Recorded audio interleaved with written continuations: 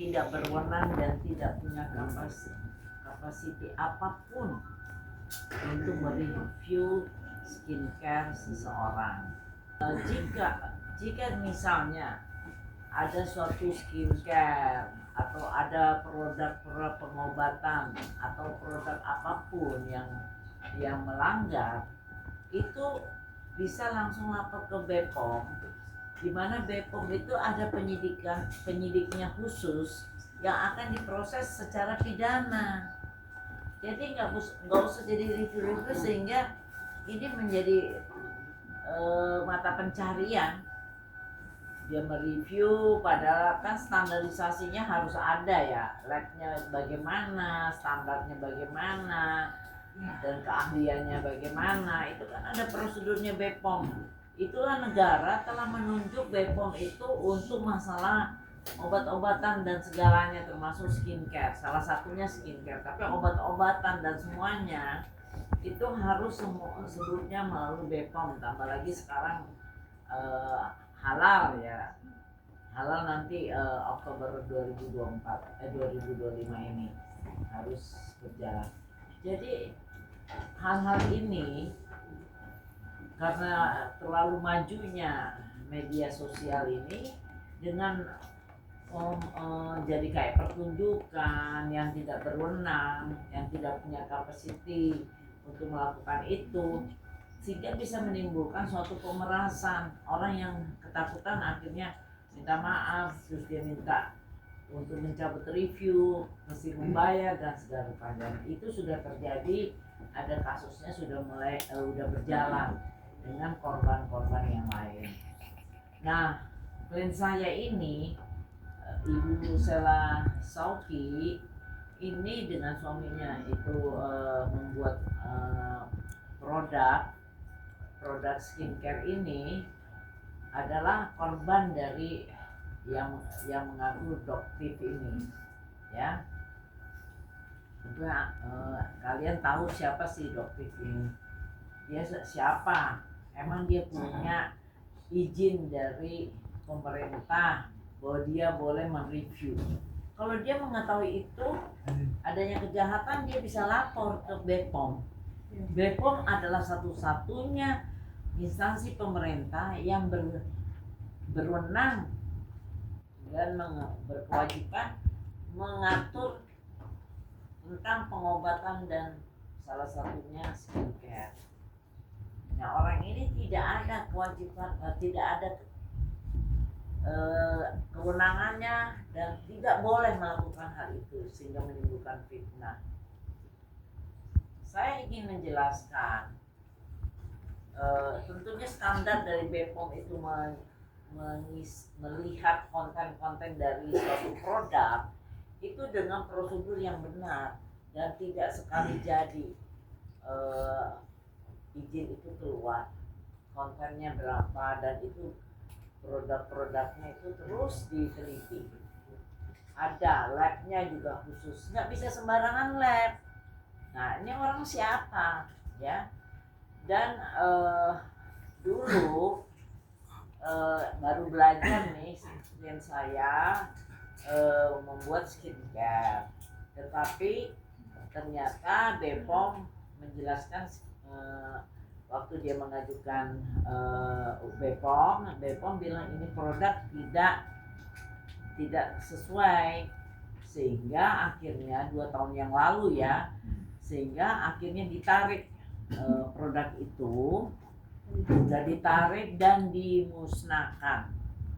Sudah selesai kan ceritanya, sudah dimusnahkan, ini sudah ada pengumumannya.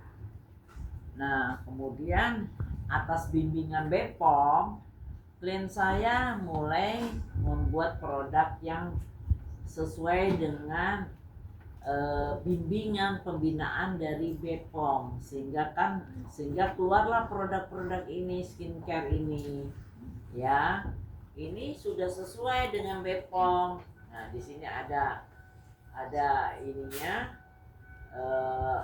ingredientnya, sudah itu ada izin BPOM-nya. Di sini ya izin BPOM-nya.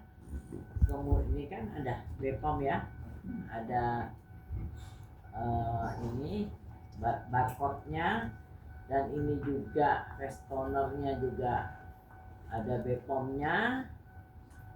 Nah kemudian juga ini semua termasuk make up dan ini skincare-nya ya, untuk krim-krimnya. Nah ini sudah resmi, tetapi Doktif ini telah melakukan manipulatif, yaitu kita nggak tahu, dia seolah-olah melakukan review seolah-olah itu produknya SS, produknya klien kami. Apakah itu produk yang direview itu memang benar produk dia? Kita nggak tahu. Yang ada BPOM-nya, apakah itu produk orang lain yang sudah rusak, atau juga produk klien kami yang lama yang udah dimusnahkan, mungkin ada yang kececer yang belum musnah. Jadi kan kita nggak tahu, itu kan nggak boleh. Dan yang paling parah, telah menyiarkan data pribadi dari klien kami, dan itu langsung penjualan dari klien kami itu jatuh. Ini kan mata pencarian orang. Kasihan kan klien kami ini, suami istri yang bekerja keras untuk menghidupi 4 anak, tiba-tiba dilakukan demikian. Sadis tuh orang. Dan ini jual-jual produk juga tidak bagaimana gitu bisa kaya raya ya. Yang kaya ya, ini baru merintis langsung dihancurkan. Dan ternyata dia juga memperbandingkan dengan produk orang lain, dan itu kelihatan memperbandingkan dengan produk lain, itu kan namanya persaingan curang ya. Dan jadi mohon maaf, klien saya demi menghidupi keluarga emosi. Jadi waktu mereka mereview yang tidak benar, selain tidak punya capacity, juga dia datangi, itu yang kamu review itu produk apa, itu yang ditanyain. Nah itu yang menjadi perang mulut, tapi tidak terjadi yang disebut persekusi apa segala rupa, tidak benar itu. Yang ada klien kami minta dia stop, jangan menyiarkan data pribadi dan juga memberikan suatu keterangan yang tidak benar. Ini nggak lucu ya.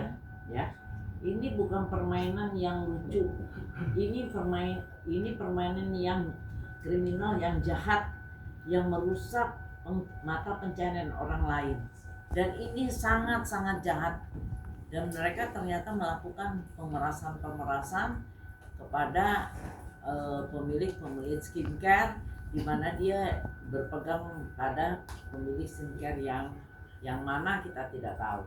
Jadi karena itu ini harus ditumpas. Jadi jangan, nggak lucu ini mematikan mata pencaharian orang lain.